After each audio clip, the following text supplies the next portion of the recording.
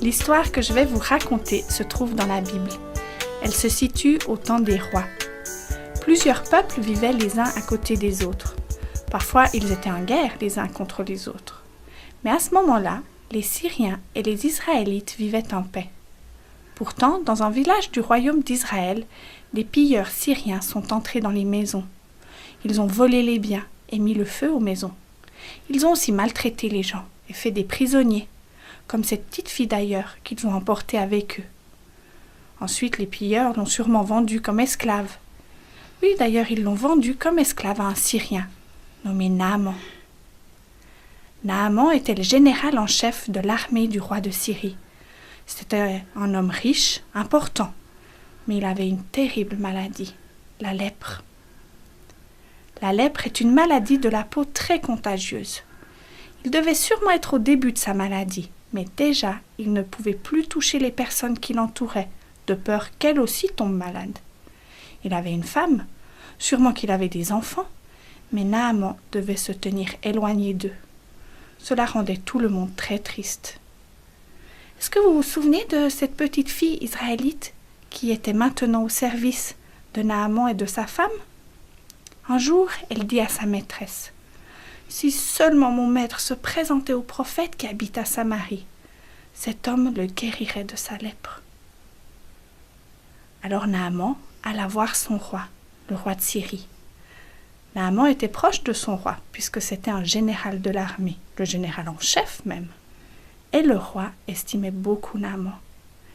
Naaman lui parla de sa maladie, celle qu'aucun médecin n'arrivait à soigner. Il lui raconta ce que sa petite servante lui avait dit. Un homme en Israël pouvait le guérir, mais il fallait juste que Naaman fasse le voyage pour le rencontrer. Le roi de Syrie donna donc une lettre à Naaman pour le roi d'Israël. Elle disait ceci: « Je t'envoie le général Naaman avec cette lettre pour que tu le guérisses de sa lèpre. » Naaman prépara donc son voyage. Il emporta tout d'abord des cadeaux. 350 kilos d'argent, 70 kilos d'or. Il voulait les offrir à ce prophète qui allait le guérir. Mais dans ses bagages, il emporta aussi une dizaine d'habits de rechange, des habits de fête, pour être toujours très bien habillé. Il partit donc avec ses serviteurs dans des chars jusqu'en Israël. Personne comme lui ne se déplaçait jamais sans ses serviteurs.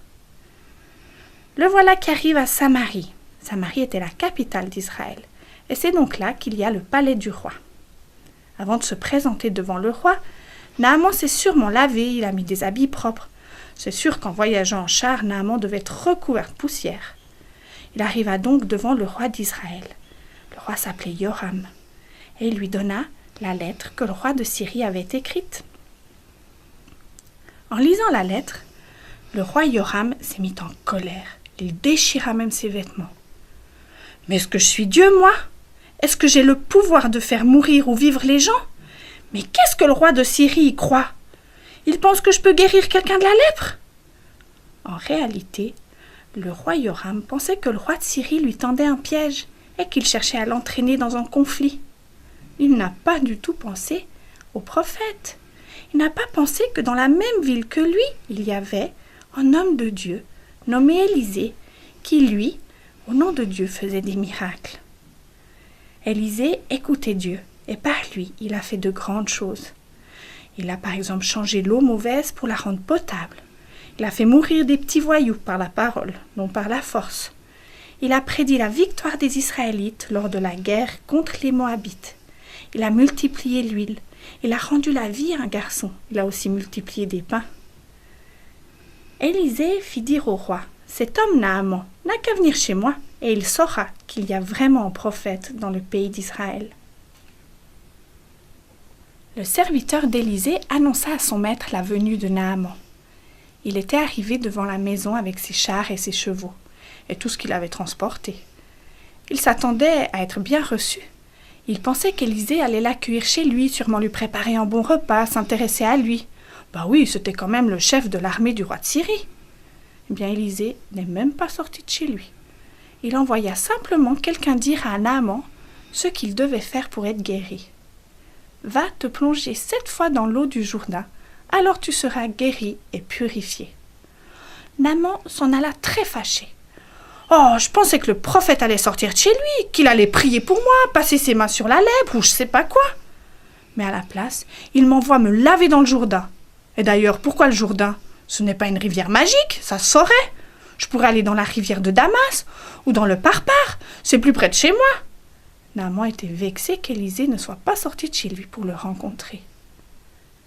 Mais ses serviteurs s'approchèrent de lui et lui dirent : « Maître, si le prophète t'avait ordonné quelque chose de difficile, tu l'aurais fait ? Alors pourquoi ne pas faire ce qu'il te dit ? Ce n'est pas difficile de se plonger dans le Jourdain 7 fois. » C'est vrai. Naaman descendit donc au bord du Jourdain, et il s'y baigna, 1 fois, 2 fois, 3 fois, 4 fois, 5, 6, 7 fois. Quand il ressortit, sa peau était redevenue comme celle d'un bébé, toute douce et purifiée. Il n'était plus malade. Dieu l'avait guéri.